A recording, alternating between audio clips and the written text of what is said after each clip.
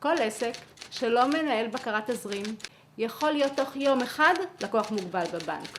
אמת או מיתוס? אמת. אז מה זה חשבון מוגבל?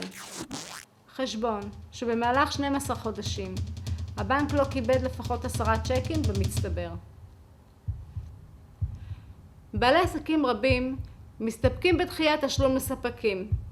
מוציאים צ'קים לשוטף פלוס הרבה, והנה הם מנהלים את חשבון הבנק ויהיה בסדר. רק מה?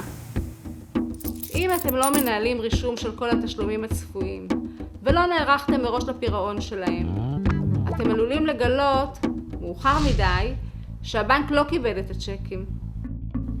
מספיק שיחזירו לכם ביום אחד אומלל 10 צ'קים והחשבון הופך למוגבל. זה קורה כל הזמן, והרבה אנשים לא מבינים איך הגענו למצב הזה כל כך מהר. ולכן, כשאני מגיעה ללקוח, בראש ובראשונה אני בונה איתו תזרים מזומנים. מה זה בעצם תזרים מזומנים? דוח פשוט, שבו אנחנו רושמים את כל התשלומים הצפויים לרדת מהחשבון, ואת כל התקבולים שצפויים להיות בחשבון.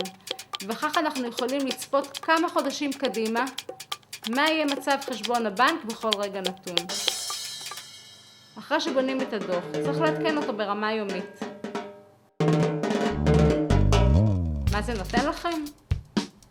שליטה, בקרה, היערכות, שיחה איכותית עם הבנק, שקט חופשי. דקות ספורות של עבודה יכולות להציל את העסק שלכם. לא שווה?